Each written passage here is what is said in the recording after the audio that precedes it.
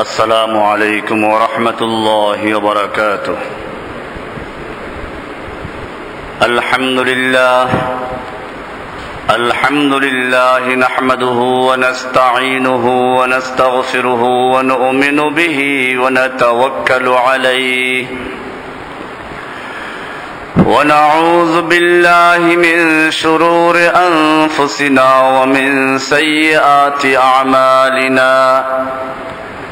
من يهده الله فلا مضل له ومن يضلله فلا هادي له. ونشهد أن سيدنا وسندنا محمدا عبده ورسوله صلى الله تعالى عليه وعلى آله وأصحابه أجمعين. أما بعد فأعوذ بالله من الشيطان الرجيم.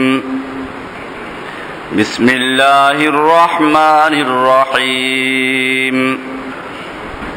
وإذ أخذ ربك من بني آدم من ظهورهم ذريتهم وأشهدهم على أنفسهم ألست بربكم قالوا بلى شهدنا أن تقولوا يوم القيامة إنا كنا عن هذا غافلين.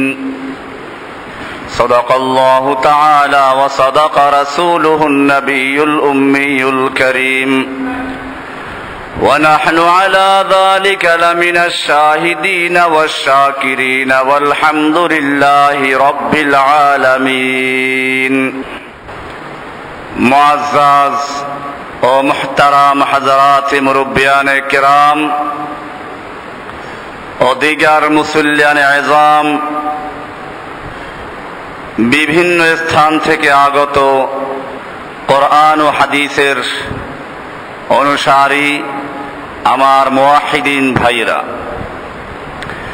আল্লাহ সুবহানাহু ওয়া তাআলার মহান দরবারে লাখ শুকরিয়া জ্ঞাপন করছি, যিনি আমাদেরকে প্রতি জুমার ন্যায় আজকেও মসজিদে আসার তৌফিক এনায়েত করেছেন। এজন্য বলি আলহামদুলিল্লাহ। আমরা কিছুদিন পর্যন্ত বিভিন্ন বিষয় নিয়ে আলোচনা পেশ করেছিলাম। অনেকের পরামর্শ হলো যে একজন লোক নতুন যদি ইসলাম গ্রহণ করতে চায় অথবা ইসলাম গ্রহণ করে তো কি কি জিনিস তার বিশ্বাস করতে হবে, যদি ধারাবাহিকভাবে এরকম একটু আলোচনা হতো ভালো হতো। অবশ্যই এরকম আলোচনা আমরা শুরু থেকে করেছি। তো শহরের মুসল্লি যেহেতু পরিবর্তন হয়, বিভিন্ন জায়গার থেকে আসে, ভাড়াটে থাকে, সব বিবেচনা করে আমিও চিন্তা করলাম যে হ্যাঁ, একটা সিরিজ আকারে কিছু আলোচনা আসা প্রয়োজন। তো সেই জন্য আজকের থেকে আমরা যে বিষয়টা আলোচনা শুরু করছি, এটা একটা গুরুত্বপূর্ণ সিরিজ আলোচনা শুরু হচ্ছে। আল্লাহ সুবহানাহু ওয়া তাআলা সম্পর্কে আমাদের কি বিশ্বাস স্থাপন করতে হবে। আমরা সকলেই দাবি করি আল্লাহকে বিশ্বাস করি, এর মানে কি? কোরআনুল কারীমের সূরা বাকারার ৮ নম্বর আয়াতে আল্লাহ রাব্বুল আলামিন বলেন, ওয়া মিনান নাসি মান ইয়াকুলু আমান্না বিল্লাহি ওয়া বিল ইয়াউমিল আখির ওয়া মা হুম বিমুমিনিন। মানুষের মধ্যে এমনও অনেক মানুষ আছে যারা বলে আমরা আল্লাহতে বিশ্বাসী, পরকালে বিশ্বাসী। আল্লাহ রাব্বুল আলামিন বলছেন ওয়া মা হুম বিমুমিনিন, না, ওরা মুমিন নয়, ওরা মুনাফিক। মূলত মুনাফিকদের আলোচনা শুরুই করেছেন আল্লাহ রাব্বুল আলামিন এই আয়াত থেকে। একথা আমরা আগেও বলেছিলাম যে কোরআনুল কারীমের সূরা বাকারার প্রথম 5টি আয়াত হচ্ছে মুমিনদের সম্পর্কে, এরপরের 2টি আয়াত কাফেরদের সম্পর্কে, এরপরে মুনাফিকদের সম্পর্কে 13টা আয়াত। তাহলে সবচেয়ে ভয়াবহ কে? কাফেরের চেয়েও ভয়াবহ মুনাফিক। কোরআনুল কারীমে কাফেরদের নামে একটা সূরা আছে, কয় আয়াত? 2 লাইন। আর মুনাফিকদের সম্পর্কে একটা সূরা আছে, আল মুনাফিকুন, কত লাইন? 1.5 পৃষ্ঠা প্রায়। বুঝা গেল যে মুনাফিক মারাত্মক জিনিস, কাফেরের চেয়েও খতরনাক, কাফেরদের চেয়েও ভয়াবহ। আমরা আবার সেই মুনাফিকদের মধ্যে পড়ে যাই কিনা এটা তো দেখা প্রয়োজন। এই জন্য আমরা আলোচনা শুরু করব যে আল্লাহকে বিশ্বাস করার অর্থটা কি। আল্লাহকে বিশ্বাস করা কোরআন ও হাদিস থেকে আমরা যতটুকু পাই, এর প্রথম নাম্বার বিষয় হচ্ছে আল্লাহর ওজুদ, আল্লাহ আছেন এ বিশ্বাস করা। 2 নম্বরে আল্লাহর ওয়াহদানিয়ত, একত্বে বিশ্বাস করা। এটা আবার 3 প্রকারে পাওয়া যায়। আল্লাহর উলুহিয়ত, ইবাদতের ক্ষেত্রে একত্ব বজায় রাখা, রুবুবিয়তের ক্ষেত্রে একত্ব বজায় রাখা, আল আসমা ও সিফাতের ক্ষেত্রে একত্ব বজায় রাখা। এই আলোচনা শুরু করলে কতদিন চলবে আপনারাই ভালো বুঝছেন। আমরা আজকে যে বিষয়টা আলোচনা করব এর শিরোনাম হবে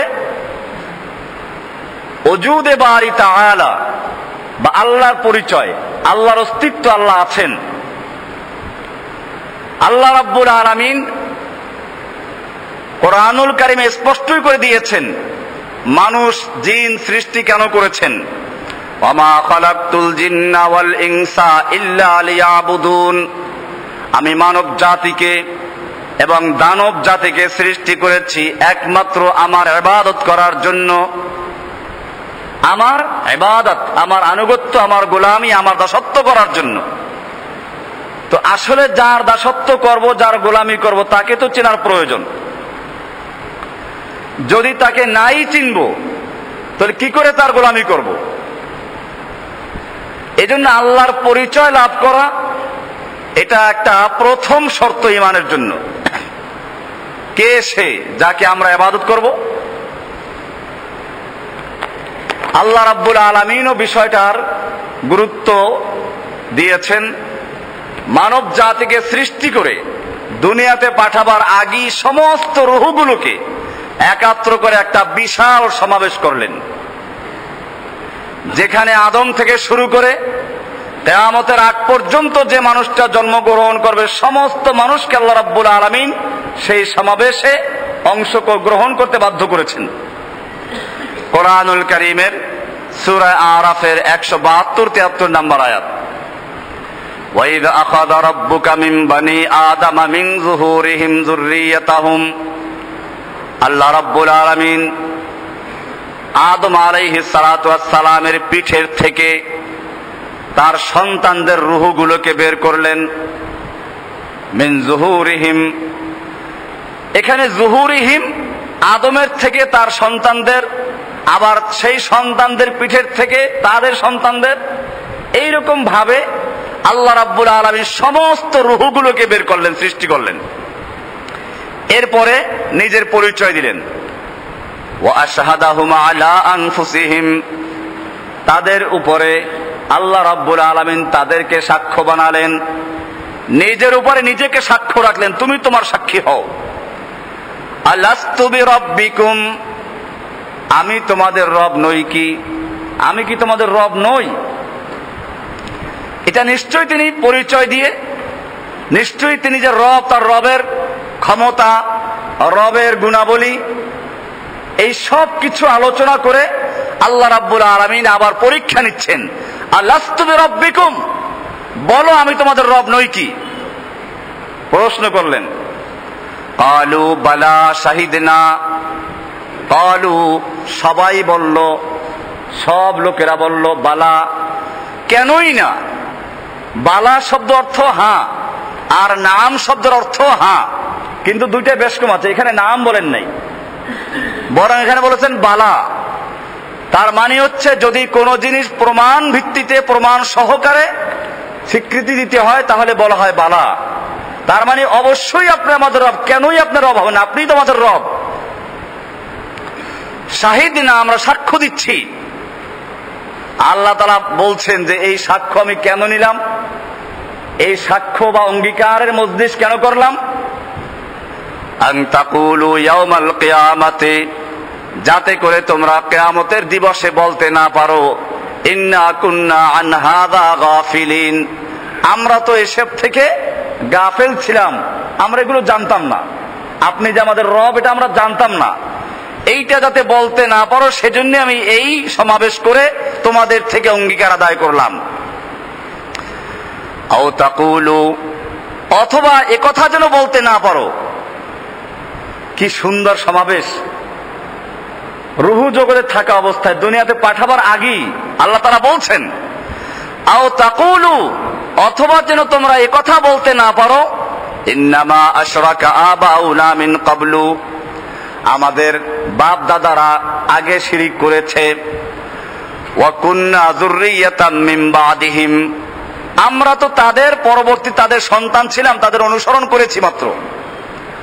আফাতুহলিকুনা বিমা ফাআলাল মুবতিলুন, আপনি কি আমাদেরকে আমাদের আগের বাতিলপন্থীরা যা করেছেন, বাপদাদা যে অন্যায় করেছেন তারা অনুসরণ করেছি মাত্র, সে অপরাধে আমাদেরকে আপনি শাস্তি দিবেন?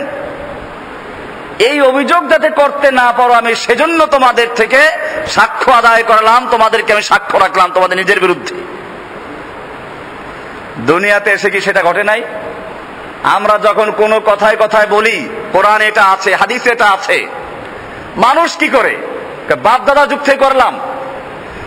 এরকম ঘটনা ঘটলো সেদিন এক জায়গায়, আমি বললাম যে কোরআনে আল্লাহ তাআলা কি বলছেন, সূরা নিসার 59 নম্বর আয়াতে বলছেন ফাইন তানাজাতুম ফি শাইইন, যদি তোমরা কোনো বিষয়ে বিবাদে ঝগড়া বিবাদে লিপ্ত হও, মতানৈক্য দেখা যায়, হাতেমবাগের খতিব সাহেব বলছেন এরকম, আর আমাদের দেশের সমস্ত আলেমরা বলছেন আরেক রকম, মতানৈক্য দেখা দিল, তাহলে যাবা কার কাছে? আল্লাহ তাআলা বলছেন ফাইন তানাজাতুম ফি শাইইন, যদি তোমরা কোনো বিষয়ে বিবাদে লিপ্ত হও, মতানৈক্য দেখা দেয়, তাহলে কি করো? বাপ দাদা কি করলো সে দেখো, বড় হুজুর কি বললে তা দেখো, কোন পীর সাহেব কি বললেন তা দেখো। আল্লাহ তাআলা পরিষ্কার বলছেন ফারুদ্দুহু ইলাল্লাহি ওয়ার রাসূলে, তোমরা তা আল্লাহ এবং তার রাসূলের কাছে ফিরিয়ে দাও। ইন কুনতুম তুমিনুনা বিল্লাহি ওয়াল ইয়াউমিল আখির, যদি সত্যিকার অর্থে আল্লাহকে বিশ্বাস করো, পরকালে বিশ্বাস করো, তাহলে আল্লাহ এবং তার রাসূলের কাছে ফিরিয়ে দাও। মানে কোরআনের কাছে ফিরিয়ে দাও, হাদিসের কাছে ফিরিয়ে দাও, কোরআন হাদিস যা বলে তা মানো। না মুফতি জসিমউদ্দিন রহমানী, না অমুক মুফতি, না অমুক দুনিয়ার সমস্ত আলেম, কাউকে মানা দরকার নেই, কোরআনকে দেখো। কে বললেন? আল্লাহ রাব্বুল আলামিন। এবার আল্লাহ রসুল কি বলছেন? বিদায় হজের ভাষণটা কয়েক জায়গায় হয়েছিল, আরাফাতের ময়দানে, মুজদালিফার মাঠে, মিনায়, সব ভাষণ মিলালে যে কথা কয়েক জায়গায় পাওয়া যায়। আল্লাহ রসুল বারবার বলেছেন, কয়েকবার বলেছেন তারাকতু ফীকুম আমরাইন, আমি তোমাদের মাঝে দুটো জিনিসকে রেখে যাচ্ছি, লান তাদিল্লু মা তামাসসাকতুম বিহিমা, তোমরা ততক্ষণ পর্যন্ত পথভ্রষ্ট হবে না, গোমরাহ হবে না, পদস্খলিত হবে না, যতক্ষণ পর্যন্ত সেই দুটো জিনিসকে আঁকড়ে ধরবে। সেই দুটো জিনিস কি? দেশের সমস্ত আলেম, বড় বড় পীর সাহেব, বড় বড় মুফতি সাহেব, বড় মুহাদ্দিস সাহেব, বড় ইমাম সাহেব, আল্লাহর রাসূল সাল্লাল্লাহু আলাইহি ওয়াসাল্লাম পরিষ্কার করেছেন সেই দুটি জিনিস হচ্ছে কিতাবুল্লাহি ওয়া সুন্নাত রাসূলিহি, একটা হচ্ছে আল্লাহর কিতাব কোরআনুল কারীম, দ্বিতীয় হচ্ছে আল্লাহর রাসূলের হাদিস, সহিহ হাদিস। আল্লাহ রাব্বুল আলামিন সেজন্যই দুনিয়াতে আসার আগেই আমাদের থেকে অঙ্গীকার আদায় করলেন, বলো আলাস্তু বিরাব্বিকুম, আমি তোমাদের রব নই কি? সব মানুষেরা আল্লাহর সামনে স্বীকার করলো, ক্বালু বালা, অবশ্যই আপনি আমাদের রব, শাহিদ না, আমরা সাক্ষ্য দিচ্ছি। আল্লাহ তাআলা বললেন কেন এই সাক্ষী নিলাম, কেন অঙ্গীকার আদায় করলাম? যাতে এই দুইটা অভিযোগ করতে পারে মানুষ, একটা হলো আমি জানি না, আর একটা হলো বাপদাদা যুগ থেকে করে আসছে, বাপদাদা করেছে। আল্লাহ এই দুইটাকে উল্লেখ করে দিলেন যে এইটা যদি বলতে না পারো। ও মুসলমান, তুমি আল্লাহকেও মানলা না, আল্লাহর রাসূলকেও মানো না। এখন এই যুগে যখন কোরআন এবং হাদিস থেকে বলা হয়, একদল দিনদার মানুষ বলে ফেলে সমস্ত আলেমরা কি বুঝে নাই, অমুক আলেম কি বুঝে নাই? তওবা করো মুসলমান, আল্লাহর নির্দেশ তুমি মানো না, রাসূলের নির্দেশ মানো না। আল্লাহ বলছেন ফারুদ্দুহু ইলাল্লাহির রাসূল, কোরআনের কাছে ফিরিয়ে দাও, রাসূলের কাছে ফিরিয়ে দাও। রাসূল বলেছেন কোরআন এবং হাদিসকে মানো। আর তুমি বললা অমুক পীর সাহেব কি বোঝেন নাই, অমুক বড় হুজুর বোঝেন নাই। তওবা করো মুসলমান, ফিরে আসো কোরআন এবং হাদিসের কাছে। আল্লাহ রাব্বুল আলামিন, আমি যে বিষয়ে আলোচনা করছি আল্লাহর, আজকে ওই বিষয় নিয়ে আলোচনা হচ্ছে না, পরিচয় নিয়ে, আল্লাহর পরিচয় নিয়ে। আল্লাহ রাব্বুল আলামিন পরিচয় দিলেন, আবার পরীক্ষা নিলেন, এরপরে দুনিয়ায় পাঠিয়ে দিলেন, যাও দুনিয়াতে যাও। দুনিয়াতে গিয়ে ঈমানের পরে সবচেয়ে গুরুত্বপূর্ণ ইবাদতের নাম হচ্ছে সালাত, যা সব সময়ের জন্য ফরজ। সালাতে দাঁড়িয়ে একটা সূরা তোমাকে বাধ্যতামূলক পড়তে হবে, সেটা সূরা ইয়াসিন। যারা না পড়লে সালাত হবে না। সূরা আর রহমান তো কি এটা না আয়াতুল কুরসি। আল্লাহর রাসূল সাল্লাল্লাহু আলাইহি ওয়াসাল্লাম বলছেন লা সালাতা ইল্লা বিফাতিহাতিল কিতাব, ফাতিহাতুল কিতাব সূরা ফাতিহা ছাড়া কোনো নামাজ হবে না। এই সূরার এত গুরুত্ব, সেই সূরাটা যখন আমরা শুরু করি তখন কি দিয়ে শুরু করি? আলহামদুলিল্লাহি রাব্বিল আলামিন। এত গুরুত্বপূর্ণ সূরা। এই হাদিসের কারণে ইমাম আবু হানিফা রাহমাতুল্লাহ আলাইহি বলেছেন সূরা ফাতিহা পড়া ওয়াজিব, আর অন্য ইমামরা বলেছেন ফরজ। উদ্দেশ্য একই। অন্যান্য ইমামদের কাছে সূরা ফাতিহা না পড়লে নামাজ টোটালি বাতিল হয়ে যাবে। ইমাম আবু হানিফা রাহমাতুল্লাহ আলাইহি বলেন যে নামাজে সূরা ফাতিহা পড়াটা ওয়াজিব, না পড়লে নামাজ দোহরানো ওয়াজিব, আবার পড়তে হবে। এইভাবে গুরুত্ব কেন? আল্লাহ রাসূল সাল্লাল্লাহু আলাইহি ওয়াসাল্লাম বলছেন লা সালাতা ইল্লা বিফাতিহাতিল কিতাব, সূরা ফাতিহা ছাড়া কোনো সালাত হবে না। কেন? এই সূরাকে বলা হয় উম্মুল কোরআন। কোন তাফসীর কিতাব থেকে দেখা যায় আল্লাহ রাব্বুল আলামিন আদম থেকে শুরু করে ঈসা আলাইহিস সালাম পর্যন্ত যত আসমানি কিতাব নাযিল করেছেন, সমস্ত কিতাবের সার মর্ম এবং খুলাসা নাযিল করেছেন কোরআন শরীফকে। আর কোরআনুল কারীমের মধ্যে যা কিছু আছে, এই সব কিছুর মূল হচ্ছে সূরা ফাতিহা। আর সূরা ফাতিহার মধ্যে যা কিছু আছে, এই সব কিছুর মূল হচ্ছে একটা আয়াত, ইয়্যাকা না'বুদু ওয়া ইয়্যাকা নাস্তাঈন। আসবে আলোচনা, ইনশাআল্লাহ বিস্তারিত আলোচনা আসবে এগুলো। এই সূরা শুরু হচ্ছে কি দিয়ে? আলহামদুলিল্লাহি রাব্বিল আলামিন।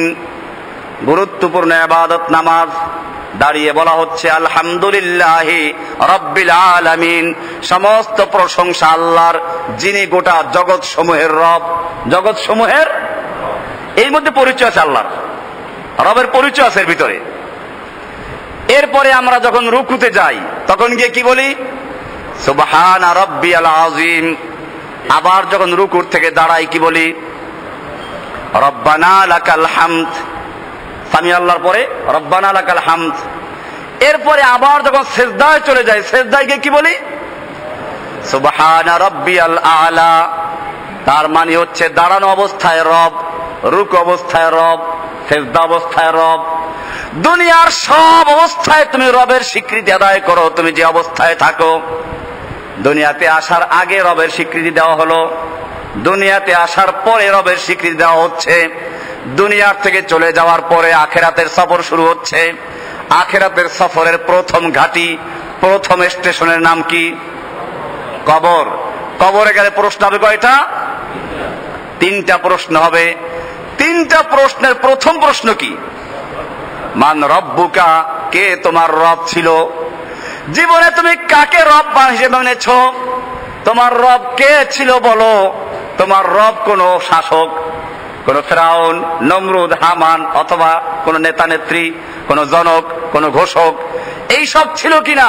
মান রব্বুকা, বলো তোমার রব ছিল কে? তখন কি বলতে হবে? রবকেই তো চিনি না। বিষয়টা গুরুত্বপূর্ণ কিনা? আল্লাহ রাব্বুল আলামিন দুনিয়াতে আসার আগে বললেন আলাস্তু বিরাব্বিকুম, আমি তোমাদের রব নই কি? দুনিয়াতে আসার পরে দাঁড়ানো অবস্থায় রব, রুকু অবস্থায় রব, সিজদা অবস্থায় রব। দুনিয়ার থেকে যাওয়ার পরে আবার কবরে প্রথম প্রশ্ন মান রব্বুকা, কে তোমার রব বলো। রব সম্পর্কে জানার প্রয়োজন আছে কিনা? এই রবের পরিচয় নিয়ে আলোচনা হচ্ছে। আল্লাহ রাব্বুল আলামিন এই পরিচয় কোরআনে কারিমে দিয়েছেন। সূরা তাহা এর 50 নম্বর আয়াত, 20 নম্বর সূরার 50 নম্বর আয়াতে আল্লাহ রাব্বুল আলামিন মুসা আলাইহিস সালামকে এবং হারুনকে বললেন, যা ফেরাউনকে গিয়ে রবের দাওয়াত দাও। তো ফেরাউন তো নিজেই রব দাবি করত, খালি রব না, কোরআনে বলা আছে আনা রব্বুকুমুল আলা, আমি প্রধান রব। এটার অবশ্য ভিন্ন অর্থ আছে, যেটা আমাদের আলোচনা আসবে, এটা কি অর্থ সে দাবি করেছিল। মুসা আলাইহিস সালাতু ওয়াস সালাম যখন গিয়ে তাকে রবের দাওয়াত দিলেন, তখন এই ফেরাউন প্রশ্ন করলো, ফামার রব্বুকুমা ইয়া মুসা, ও মুসা তোমার রব কে? কারণ রবের একটা অর্থ যেটা আমরা বুঝি প্রতিপালক, এটা ফেরাউনও বুঝতো। তো মুসা আলাইহিস সালাতু ওয়াস সালামকে তো লালন পালন করেছিল ফেরাউনই, ফেরাউনের ঘরেই সে লালিত পালিত হয়েছিল, বড় হয়েছিল। সে অর্থে ফেরাউন এটাই বলতে চায় যে তোমার রব তো আমি, তুমি কোন রবের দাওয়াত দিচ্ছ? আল্লাহ রাব্বুল আলামিন ফেরাউনকে বুঝাবার জন্য যে মুসা আলাইহিস সালামকে ইলম দান করেছিলেন, মুসা যে উত্তর দিয়েছিলেন, তার মধ্যে রবের পরিচয় তুলে ধরা হয়েছে আমাদের জানার জন্য। আল্লাহ রাব্বুল আলামিন কোরআনুল কারীমে তা কোট করে দিয়েছেন, قال ربنا الذي أعطى كل شيء خلقه ثم هدى। ও ফেরাউন, আমি যে রবের দাওয়াত দিচ্ছি, আমি যে রবের প্রতি ঈমান আনার জন্য বলছি, সেই মহান রব তোমার মতো কোন দুর্বল রব নয়। قال ربنا الذي أعطى كل شيء خلقه, সেই মহান রব যিনি সমস্ত মাখলুকাতকে সৃজন দান করেছেন, সৃষ্টি করেছেন। কুল্লা শাইইন খালকাহু, সব মাখলুকাতকে যিনি সৃষ্টি করেছেন। সুম্মা হাদা, হাদা মানে হচ্ছে জরিয়ায়ে মাস, কি তরফ রাহনুমাই করনা, জীবিকা জীবন যাপনের সমস্ত পদ্ধতি যিনি শিক্ষা দান করেছেন। শুধু সৃষ্টি করে নয়, সৃষ্টি করার পরে জীবনের পদে পদে যখন যা লাগবে, যখন যা প্রয়োজন, বিনা দরখাস্তে বিনা আবেদনে যিনি নিজের থেকে বুঝে শুনে পূরণ করেন, তার নাম হচ্ছে রব। আমি সেই রবের প্রতি তোমাকে আহ্বান জানাচ্ছি। রবের অর্থ পরিষ্কার হয়ে গেছে না?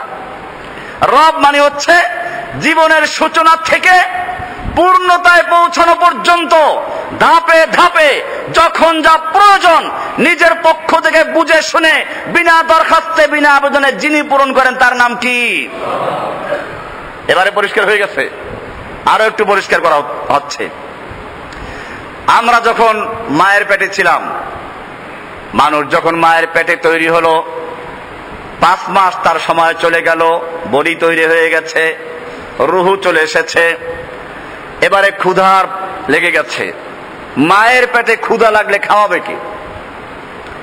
মায়ের পেটে বসে আন্দোলন করার সুযোগ নেই, এমনকি শিশু যে কান্নাকাটি করে সেই সুযোগও নাই। সেখানে কে খাবার দিবে? আল্লাহু আকবার। যিনি সৃষ্টি করেছেন তিনি এই চিন্তা করেছেন। আল্লাহ রাব্বুল আলামিন নিজের থেকে বুঝে শুনে মায়ের মাসিক ঋতুস্রাব বন্ধ করে দিয়ে বাচ্চার নাভির সঙ্গে সংযোগ দিয়ে খাবারের বন্দোবস্ত করেছেন, যাতে মায়ের পেটে বসে শিশু না খেয়ে কান্নাকাটি করে কষ্ট না পায়। যিনি বিনা দরখাস্তে বিনা আবেদনে নিজের পক্ষ থেকে বুঝে শুনে এই ব্যবস্থা করেছেন, তিনি হচ্ছেন রব। ক্বালা রাব্বুনাল্লাযী আতা কুল্লা শাইইন খালকাহু সুম্মা হাদা। আমি আল্লাহর রব দিয়ে পরিচয় দিচ্ছি, কারণ রবের থেকেই উলুহিয়াতে চলে যাবে। আল্লাহ সুবহানাহু ওয়া তাআলা এখানে বুঝিয়ে দিলেন যে আমি তোমার রব। এরপরে আসুন, মায়ের পেটের থেকে আস্তে আস্তে বড় হলো, 9 মাস চলে গেল, 10 দিন হয়ে গেল, এবারে দুনিয়াতে আসবে। দুনিয়াতে এসেই তো মানুষের তৈরি করা খাবার খেতে পারবে না। মানুষের তৈরি করা খাবার ঠান্ডা হলে সর্দি লাগবে, গরম হলে মুখ পুড়ে যাবে, শক্ত হলে গলা আটকে যাবে, বিভিন্ন রোগ জীবাণুর আক্রমণ হতে পারে। আল্লাহ রাব্বুল আলামিন নিজের থেকে বুঝে শুনে মায়ের বুকের ভিতরে এমন এক সুন্দর দুধ তৈরি করেছেন। তার মধ্যে প্রথম দুধটা একটু গাঢ়, আবার হলুদ বর্ণের ঘন দুধ, শাল দুধ বলে যেটাকে। আগের অশিক্ষিত গ্রামের মেয়ে লোকেরা বলতো যে শাল দুধটাকে চিপড়ে ফেলে দিতে হবে, কারণ এটা পান করলে ধনুষ্টঙ্কর হয়। আল্লাহ ধনুষ্টঙ্কর হওয়ার জন্য সৃষ্টি করেছেন। বর্তমান যুগে আপনারা হাসপাতালে গিয়ে দেখবেন লেখা আছে, বাচ্চাকে মায়ের বুকের শাল দুধ পান করতে দিন।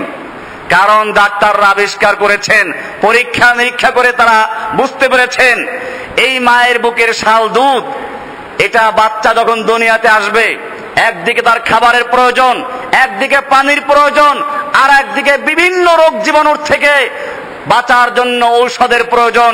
আল্লাহ রাব্বুল আলামিন মায়ের বুকের ভিতরে এই শাল দুধকে একসাথে খাবার এবং পানীয় এবং সমস্ত রোগের প্রতিষেধক হিসাবে সবকিছু দিয়ে তৈরি করেছেন আল্লাহ সুবহানাহু ওয়া তাআলা। তার নাম হচ্ছে শাল দুধ। قال ربنا الذي أعطى كل شيء خلقه ثم هدى। ও ফিরআউন, আমি তোমাকে সেই রবের দাওয়াত দিচ্ছি যিনি বিনা দরখাস্তে বিনা আবেদনে এই বাচ্চার জন্য মায়ের বুকে দুধের ব্যবস্থা করেছেন। এবারে বাচ্চা দুধ পান করে করে বড় হচ্ছে, প্রায় 2 বছর হয়ে গেল। এবারে দুধের উপরে নির্ভর করা চলে না, তাকে খিচুড়ি খেতে হবে, মুরগির বাচ্চা খেতে হবে, কবুতরের বাচ্চা খেতে হবে। আল্লাহ রাব্বুল আলামিন নিজের পক্ষ থেকে বুঝে শুনে বিনা দরখাস্তে বিনা আবেদনে আবার ওই বাচ্চার মুখে ছোট ছোট দাঁত তুলে দিচ্ছেন, দাঁত উঠিয়ে দিচ্ছেন। দাঁত চলে আসলো, বাচ্চা খিচুড়ি খাচ্ছে, মুরগির বাচ্চা খাচ্ছে, খেতে খেতে আরো বড় হচ্ছে। এবারে দুধ চলে গেল, 7-8 বছর বয়স হয়ে গেল। এখন আর শুধুমাত্র ছোট বাচ্চা খেলে চলবে না, গরুর হাড্ডি, খাসির হাড্ডি চাবাতে হবে। আল্লাহ রাব্বুল আলামিন আবার একটা ধাক্কা দিলেন, ওই ছোট মুখের ছোট দাঁতগুলো ফেলে দিয়ে এবারে বড় বড় দাঁত দিচ্ছেন। মুখটা একটু বড় হয়ে গেছে, তবে কি সুন্দর, একসাথে না, একটা পরে একটা উঠে, একটা পরে একটা উঠে। এক সময় দেখা গেল সব দাঁতগুলো পরিবর্তন করে শক্ত এবং বড় দাঁত দিয়ে মুখটাকে ভরে দিয়েছেন। বলুন সুবহানাল্লাহ। قال ربنا الذي أعطى كل شيء خلقه ثم هدى। যে রব্বুল আলামিন নিজের পক্ষ থেকে বুঝে শুনে বিনা দরখাস্তে বিনা আবেদনে এই সবগুলো ব্যবস্থা করছেন, তার নাম কি? আল্লাহকে চেনা যাচ্ছে না? আর রব এমনি ভাবে আল্লাহ রাব্বুল আলামিন শুধু মানুষকে দিয়ে না। আপনি বলবেন যে হুজুর বুঝলাম, ডিমের ভিতরে তো বাচ্চা হয়, ওরা খাবার পায় কোত্থেকে? আপনি দেখবেন ডিমের ভিতরে 2টা অংশ, একটা হলুদ একটা সাদা লালা। হলুদ অংশ দিয়ে বাচ্চা তৈরি হয়। ডিমের ভিতরে বাচ্চা তৈরি হলো, ভিতরে বসে বাচ্চা খাবার খেলো, বড় হয়ে গেল, রুহু চলে আসলো, ওখানেও তো খাবারের প্রয়োজন। ওইখানে মায়ের নাভির সঙ্গে সংযোগ দেওয়া সম্ভব না। আল্লাহ রাব্বুল আলামিন নিজের পক্ষ থেকে বুঝে শুনে বিনা দরখাস্তে বিনা আবেদনে ওই বাচ্চার জন্য খাবারের ব্যবস্থা করেছেন, সেটাই হচ্ছে ওই সাদা লালা। ডিমের ভিতরে হচ্ছে হাঁসের বাচ্চা, মুরগির বাচ্চা, কুমিরের বাচ্চা, কচ্ছপের বাচ্চা, যত পাখির বাচ্চা সবগুলোতে ডিমের ভিতরে বোধহয় খেতে খেতে খাবারের গুদাম শেষ করে ফেলেছে। এখন কি করবে? আল্লাহ রাব্বুল আলামিন তাকে এবার জ্ঞান দান করলেন, তোমার চতুর্দিকে যে সাদা প্রাচীর, এটা কোনো চীনের প্রাচীর না, এটা খুব হালকা, তোমার ঠোঁট দিয়ে চতুর্দিকে ঠোকরাও। এবারে ডিমের ভিতরে বসে বাচ্চা চতুর্দিকে ঠোকরাতে শুরু করলো।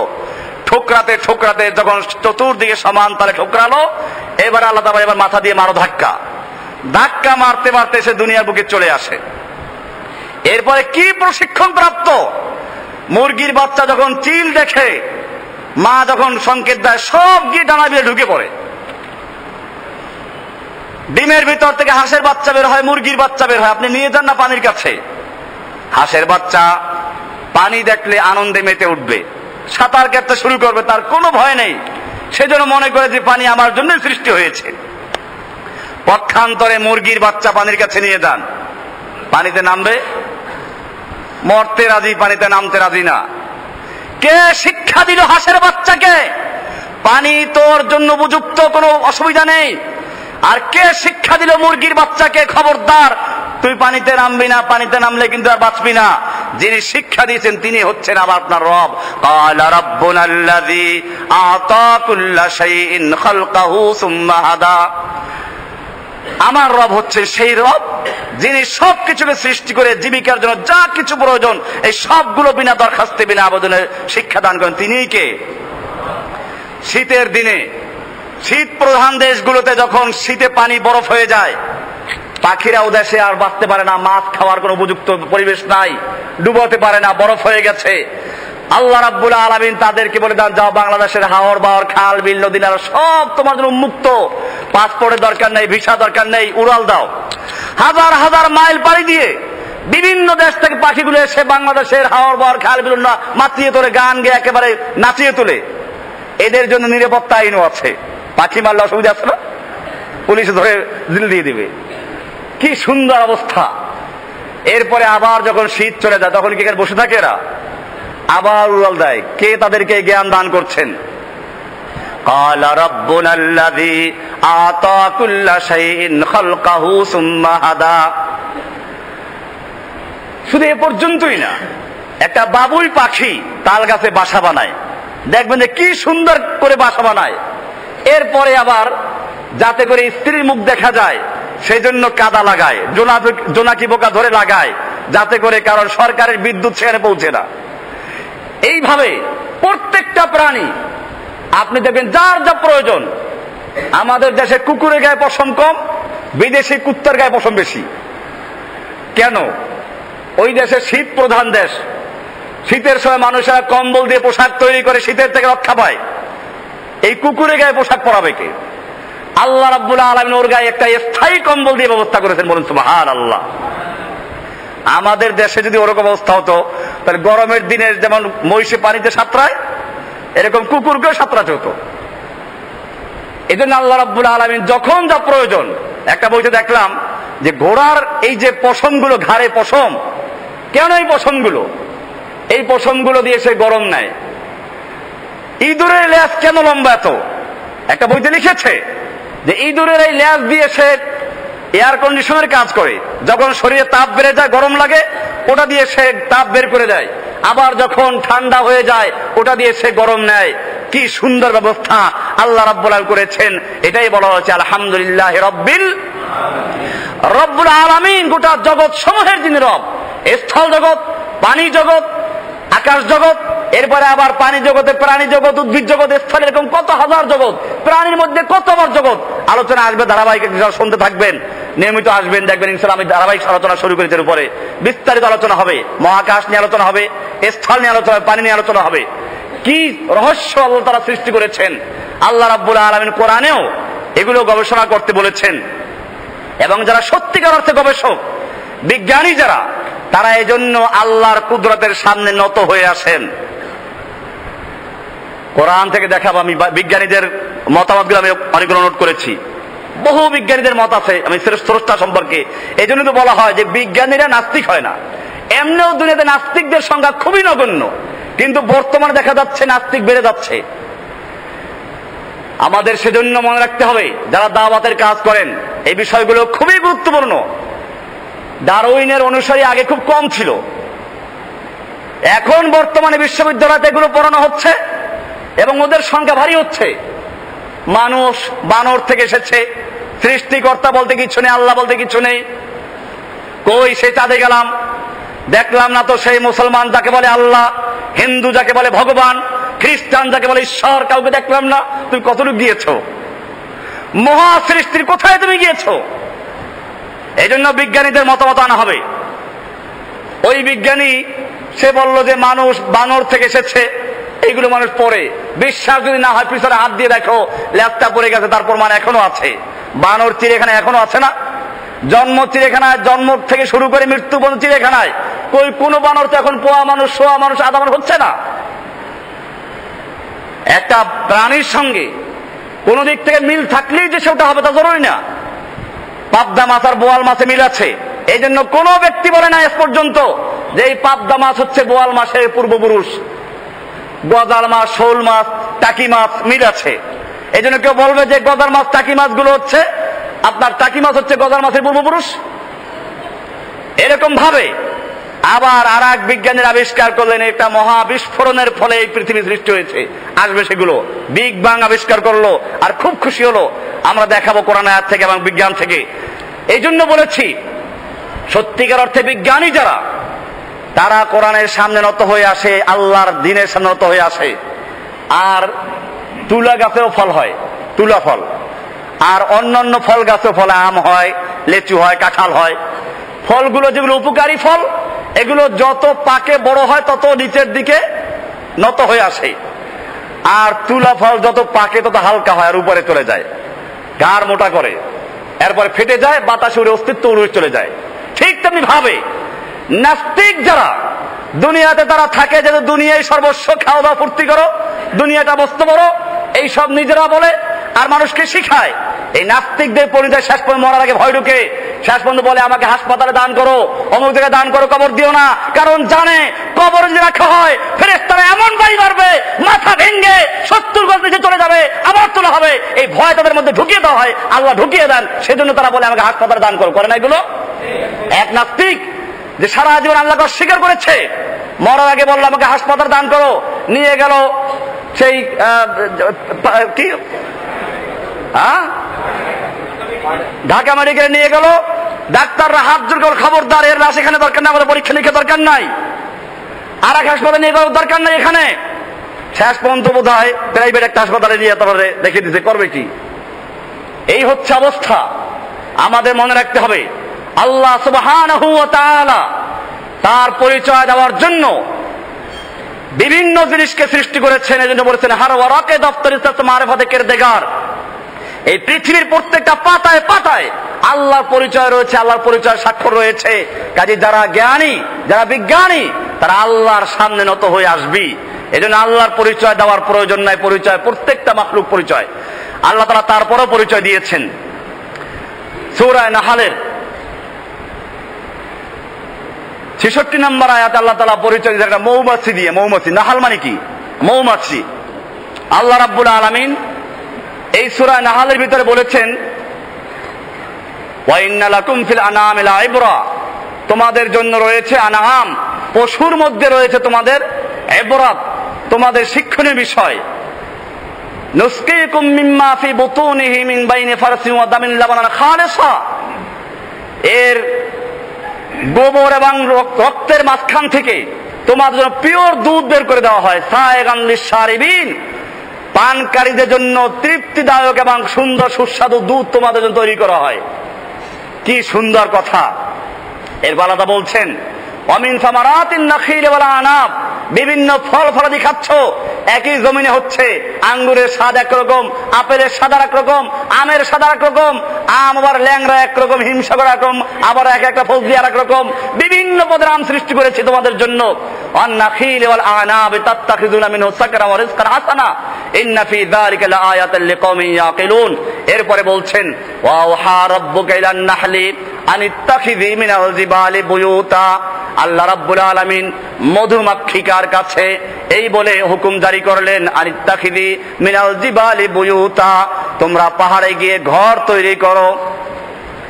ইলাহুল আলামিন ঘর তৈরি করার জন্য সিমেন্টের প্রয়োজন, কেমিক্যালের প্রয়োজন, কোথায় পাবো সেগুলো? ইটের প্রয়োজন। আল্লাহ রাব্বুল আলামিন তাদের মধ্যে ইঞ্জিনিয়ার তৈরি করে দিয়েছেন, কেমিক্যাল ইঞ্জিনিয়ার আছে ওদের মধ্যে। দেখবেন যে প্রথমে কাঠে হোক, যেখানে তারা ঘর তৈরি করবে আগে কিছু একটা লাগায়, তারপরে ঘর তৈরি করে এমন ভাবে ঝুলায় 10 থেকে শুরু করে 10 মণ পর্যন্ত মধু সুন্দরবনে দেখা গেছে যে ঝোলে। আজ পর্যন্ত কোন মৌমাছির চাক মধুর ওজন সহ্য করতে না পেরে ছিঁড়ে গেছে শোনা গেছে কোন সময়? কেমিক্যাল ইঞ্জিনিয়ার পাওয়া গেল। এবারে ঘর তৈরি করার জন্য প্ল্যানিং ইঞ্জিনিয়ারের প্রয়োজন। আল্লাহ রাব্বুল আলামিন ওদের জন্য তো বুয়েট তৈরি করেন নাই, ডুয়েট তৈরি করেন নাই। ওদের মধ্যে সেই ইঞ্জিনিয়ার সাহেবরা আছেন, আপনি মেপে গিয়ে দেখেন ওদের প্রত্যেকটা ঘর 6 কোণ বিশিষ্ট, এবং ঘরগুলো ওদের বাচ্চার জন্য ঘর আলাদা, ওদের নিজের থাকার জন্য আলাদা, মৌ রাখার জন্য ঘর আলাদা। আল্লাহ তাআলা বলছেন এরপরে মধু তৈরি করার জন্য কি করতে হবে? আল্লাহ তাআলা বলছেন মধু তোমরা ঘর তৈরি করো। ঘর তৈরি করবো কোথায়? মিনাল জিবালি, পাহাড়ে গিয়ে ঘর তৈরি করো। পাহাড়ে যারা বসবাস করে তারা মধু খাবে, গ্রামের লোকদের কি হবে? তাদেরও তো প্রয়োজন। আল্লাহ তাআলা বলছেন আমিনাস সাজার, গাছে গিয়ে মধু তো মৌচাক নির্মাণ করো। গ্রামের লোকদের ব্যবস্থা হলো, শহরের লোকরা কি করবে? তাদেরও তো মধুর প্রয়োজন। আল্লাহ তাআলা বলছেন ওয়ামিম্মা ইয়ারিশুন, এবং শহরের বিল্ডিং গুলোর কার্নিশের সঙ্গে তোমরা মৌচাক নির্মাণ করো। এবারে মধু কেমনে হবে? সুম্মা কুলি মিন কুল্লি সামারাতি, অতঃপর তোমরা সব ফলের থেকে ফুলের থেকে গিয়ে তোমরা খাও, ফলের থেকে ফুলের থেকে রস নিয়ে আসো। ফাসলুকি সুবুলা রাব্বিকা যুলুলা, আমরা যে চলবো আমাদের তো কম্পাস নাই। ইঞ্জিনিয়ার সাহেবরা, মেরিন ইঞ্জিনিয়ার যারা, তারা সমুদ্রে চলে, কম্পাস থাকে, তারপরেও দিক হারিয়ে ফেলায়, সাগরে চলে যায়, শেষ পর্যন্ত বিভিন্নভাবে তাদেরকে উদ্ধার করতে হয়। আমাদের তো এটাও নাই। আল্লাহ রাব্বুল আলামিন ওদেরকে সে জ্ঞান দান করেছেন। বিবিসির থেকে একটা বিজ্ঞান একটা আসরা সোমবারে, ওইটা শুনতাম মাঝে মধ্যে। ওখানে বলতো যে মৌমাছি নিয়ে একদম আলোচনা করলো যে মৌমাছির মধ্যে একটা গ্রুপ আছে যারা কাজ হলো সন্ধান করা। এরা গিয়ে সন্ধান করে কোন জায়গায় মধু আছে, এরপরে এরা এসে খবর দেয় কর্মীদেরকে, এই কর্মীরা গিয়ে তারপরে আবার ওখানে চলে যায়। এই যে 10 মাইল পর্যন্ত চলে গেল মধু আনার জন্য, এর মধ্যে কোন মৌমাছি রাস্তা হারাইছে? জিজ্ঞেস করছে যে হাতেমবাগ মসজিদের কার্নিশের সঙ্গে আমার বাসা, কিন্তু ভুলে গেছি, একটু বলে দাও। আল্লাহ তাআলা বলছেন, বোঝা গেল ওদের মধ্যে মেরিন ইঞ্জিনিয়ারও আছে। কম্পাসও লাগে না, তারকা দিয়েও দিক নির্ণয় করতে হয় না। আল্লাহ তাআলা বলছেন, ফাসলুকি সুবুলা রাব্বিকা যুলুলা, তোমার রবের পথ দেখানো পথে তোমরা চলতে থাকো।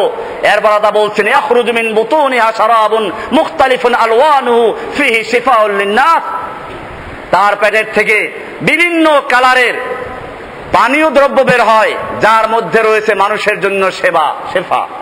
আল্লাহ রাব্বুল আলামিন এভাবে বুঝালেন, একটা ক্ষুদ্র মৌমাছি তার চলার জন্য যে জ্ঞানের প্রয়োজন আল্লাহ তাও দান করেছেন। সেজন্যই সূরা তাহার 50 নম্বর বলছেন, ক্বালা রাব্বুনাল্লাযী আতা কুল্লা শাইইন খালকাহু সুম্মা হাদা, আমার রব হচ্ছেন সেই মহান রব্বুল আলামিন,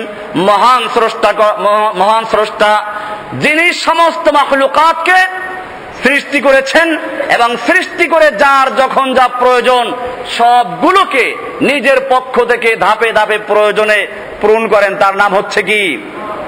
রব। এইভাবে আল্লাহকে চিনতে হবে। ইনশাআল্লাহ আলোচনা আরো চলবে, ধারাবাহিক আলোচনা দীর্ঘদিন পর্যন্ত চলবে। আমরা প্রত্যেকেই, কারণ এগুলো আমাদের সমাজে এখন যুবকরা নাস্তিক হচ্ছে দলে দলে, তারা তাদের রবকে চিনে না। আমরা ইনশাআল্লাহ প্রমাণ করব যে আল্লাহ সুবহানাহু ওয়া তাআলাকে চিনার জন্য নিজের মধ্যে নিদর্শন আছে, স্থলে আছে, জলে আছে, আকাশে আছে, সব জায়গায় আল্লাহর পরিচয় আছে। শুধুমাত্র দরকার একটু জ্ঞানের। ইব্রাহিম আলাইহিস সালাতু ওয়াস সালাম সেই জন্যই একদিন তার বাপকে বললেন যে, বাপ, তোমরা যে কাজ করছো একটা বোকামির মধ্যে আছো। ইন্নী আরাকা ওয়া কওমাকা ফি দালালিম মুবিন, আমি তোমাকে এবং তোমার জাতিকে দেখতে পাচ্ছি স্পষ্ট বিভ্রান্তির মধ্যে রয়েছো, গুমরাহির মধ্যে রয়েছো। তার বাপ বলল, কি বললো তুমি? আমরা গুমরাহির মধ্যে আছি। তিনি দলিল পেশ করলেন যে হ্যাঁ, তোমরা কিভাবে গুমরাহ। সেজন্য তিনি আসলে রবের সন্ধান পেয়েছিলেন। আল্লাহ তাআলা বলছেন যে আমি ইব্রাহিমকে রবের সন্ধান দিয়েছি। এভাবে ইব্রাহিম আলাইহিস সালাম একবার বসে আছেন, তিনি চিন্তা করতে লাগলেন যে আসলে আমার রবকে, আমার জাতি মূর্তি তৈরি করে নিজের হাতে, আবার সেই মূর্তি বিক্রি করে, আবার সেই মূর্তির পূজা করে, যেই মূর্তির সৌন্দর্য, যেই মূর্তির নষ্ট হওয়া সব নির্ভর করে ওই মূর্তি তৈরিকারীর উপরে। আর সেই মূর্তিগুলোর সামনে আবার খাবার দিয়ে পূজা করে, মূর্তি খায়ও না, আর এইগুলো পূজা করছে। সেজন্য বলছেন, কোরআনে বলছেন সূরা আনআম 6 নম্বর সূরার 74 নম্বর আয়াত থেকে শুরু করে, ওয়াইদ ক্বালা ইব্রাহিমু লিআবিহি আযার আতাত্তাখিযু আসনামান আলিহা ইন্নী আরাকা ওয়া কওমাকা ফি দালালিম মুবিন, আমি এবং তোমাকে এবং তোমার জাতিকে দেখতে পাচ্ছি স্পষ্ট গুমরাহির মধ্যে আছো। এরপর তিনি রাতের বেলায় গবেষণা করতে লাগলেন যে আসলে আমার রবকে। ও যুবকেরা, তোমাদের জন্য ইব্রাহিম আলাইহিস সালাম আদর্শ। এই ক্ষেত্রেও বলছেন, ফালাম্মা জান্না আলাইহিল লাইলু রাআ কাওকাবা, যখন রাতের আধার নেমে আসলো তিনি আকাশের দিকে তাকালেন, দেখলেন যে সুন্দর সাজানো গুছানো তারকা। রাআ কাওকাবা ক্বালা হাযা রাব্বি, এবারে তিনি বললেন এটা আমার রব। কি সুন্দর তারকা, এগুলোই বোধহয় আমার রব। ফালাম্মা আফালা ক্বালা লা উহিব্বুল আফিলিন, যখন তারকাগুলো ডুবে গেল বললেন আমি যারা ডুবে যায় তাদেরকে ভালোবাসি না। ফালাম্মা রাআল কামারা বাযিগান ক্বালা হাযা রাব্বি, এরপরে যখন আবার পূর্ণিমার সময় চাঁদ দেখলেন বলে এটা মাশাআল্লাহ আরো বড়, অনেক আলোক উজ্জ্বল, এটা আমার রব। হাযা রাব্বি। ফালাম্মা আফালা, যখন চাঁদ ক্ষয় হলো, আস্তে আস্তে ডুবে গেল, বললেন লা ইল্লাম ইয়াহদিনি রাব্বি লাকুনান্না মিনাল কওমিদ দাল্লিন, আমার রব যদি আমাকে হেদায়েত না করেন, আমাকে পথ প্রদর্শন না করেন, আমিও তাহলে পথভ্রষ্ট হয়ে যাব। ফালাম্মা রাআশ শামসা বাযিগাতান, এরপরে আবার যখন দিনের বেলায় সূর্য দেখলেন, খেয়াল করলেন সূর্য তো ডেইলি দেখেন, ডেইলি কি চিন্তা করে নাকি? আপেল তো ডেইলি পড়ে, ওই কোন বিজ্ঞানী যেন আপেল দেখে যে মধ্যাকর্ষণ আবিষ্কার করলেন। হ্যাঁ, উনি কি আপেল তো সবসময় দেখতেন, ওই দিন দেখলেন কি জন্য? ওই দিনের দেখা অন্য দিনের দেখা বেশ কম ছিল, সেরকম এটাও না। সূর্য তো উনি ডেইলি দেখেন। বললেন ফালাম্মা রাআশ শামসা বাযিগাতান, যখন সূর্যকে দেখলেন আলোক উজ্জ্বল স্পষ্ট হয়ে উঠলো, তিনি বললেন হাযা রাব্বি হাযা আকবার, এটা আমার রব, এটা বড়।